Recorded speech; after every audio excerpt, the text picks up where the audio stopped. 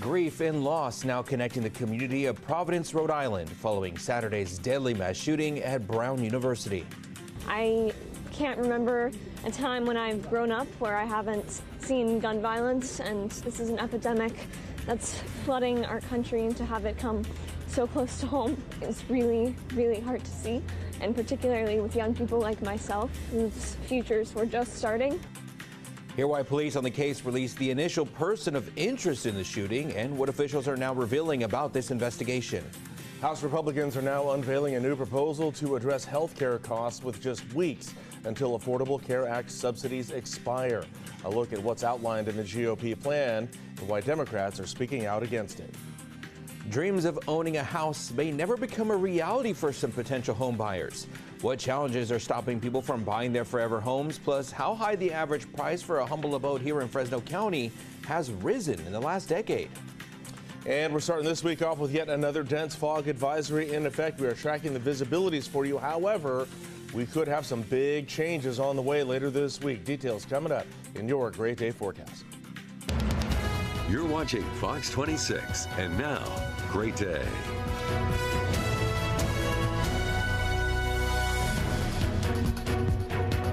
Good morning. We begin this hour with a live look at the silhouette of El Capitan with a slight view of Half Dome in Yosemite National Park.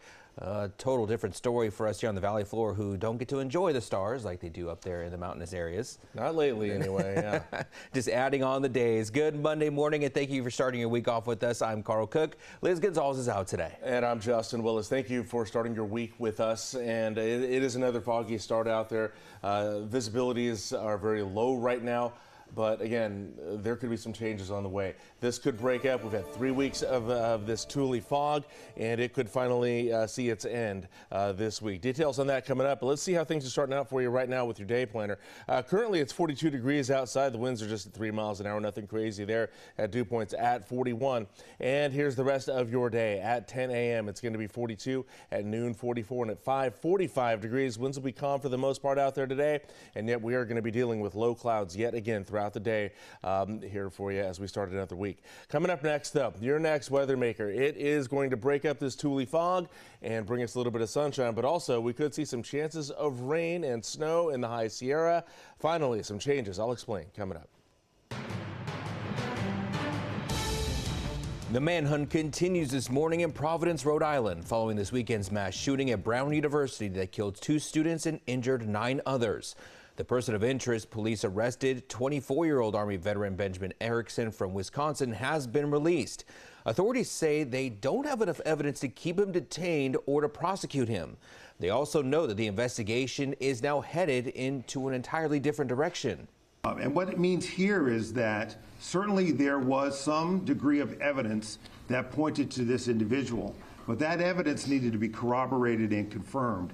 And over the last 24 hours, leading into just very, very recently, that evidence now points in a different direction.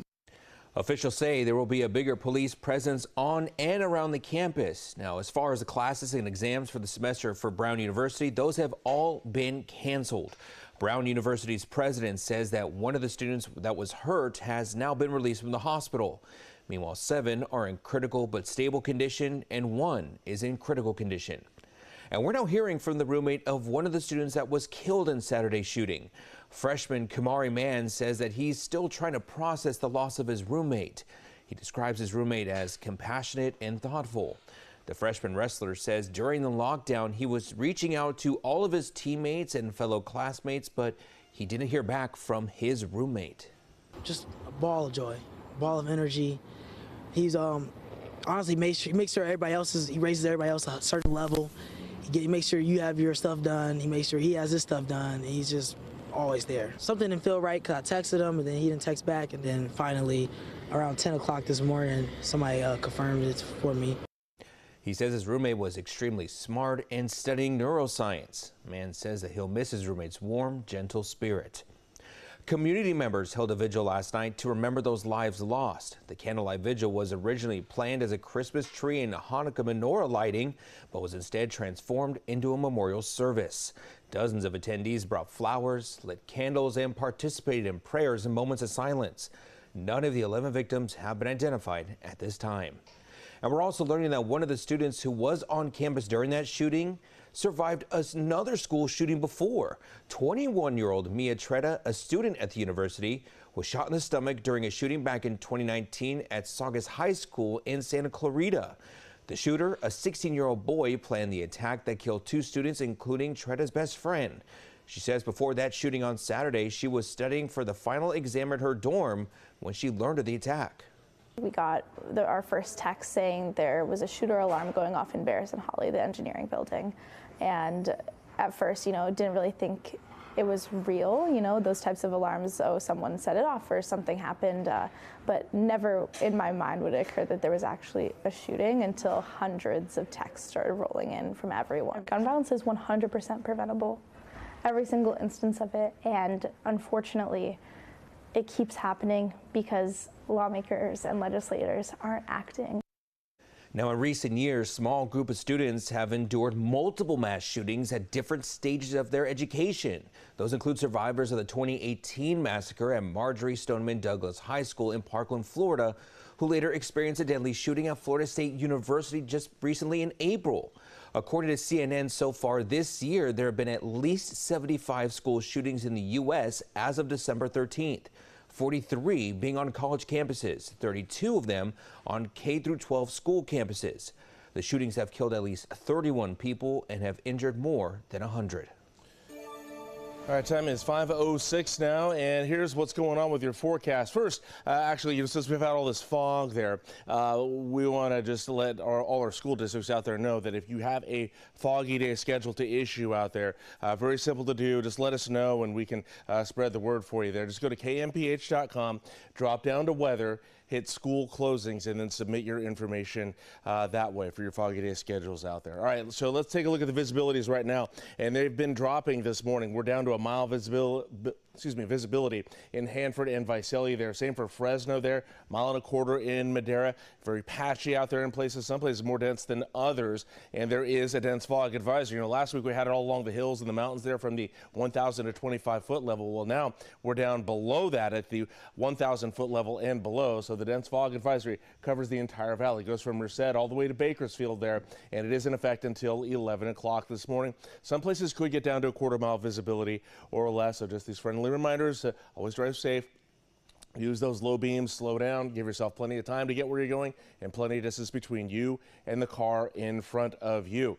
All right, so said changes are on the way, right? Well, we've had this high pressure here that's really kind of kept a lid on that Tule fog on the valley, but that's going to start to weaken here. You can kind of see what's going on here. We have yet another atmospheric river that is just making things even worse than they already are for people in the Pacific Northwest. They've had all kinds of flooding up there, and they're going to get even more, looks like today. But this atmospheric river is going to shift, and as we get throughout the week, we could see some chances of rain start coming to the valley. It's also going to help weaken that ridge of high pressure, and as that weakens, that pulls the lid off of the valley, and then the Tule fog starts to disperse, but it's going to make way for some rain here. So check this out here. Here's the atmospheric river. You can kind of see it plunging into the Pacific Northwest, but then we get to the middle of the week, Wednesday morning there, some of that could drop down into the northern Sierra there, and then we could see some decent rainfall up that way, maybe a little in the Bay Area too on Wednesday morning.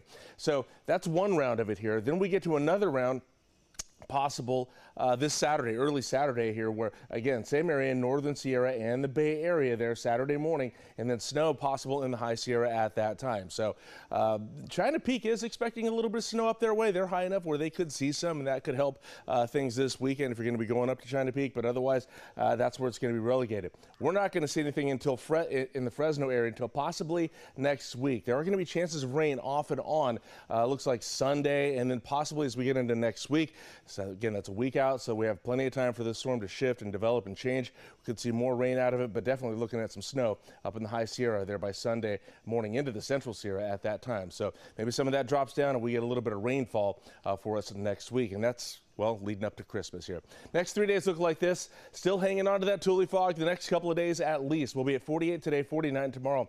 And the way things are looking, we should be done with the fog there by Wednesday. We should see a little bit more of the sun by that time, and our temperatures will get fairly close to normal there with a 56. 40 is for your overnight lows. All right, coming up in just a little bit here, we'll get a look at your highs and lows across the rest of the San Joaquin Valley for your Monday. Maps for the city of Clovis could be getting updated soon. Hear why the city council is now weighing a proposal to absorb neighborhoods just outside of the city. A nonprofit is now taking on the task to clean and protect Lake Tahoe. Why the group's CEO says the next phase of the cleanup process may be their biggest environmental task to date. The Chuck Chansey Skycam, sponsored by Chuck Chansey Gold Resort and Casino. And a live look now with the Fresno Yosemite International Airport from above our Fox 26 News studio. The time now, 5:09, close to 5:10, and 42 degrees right now.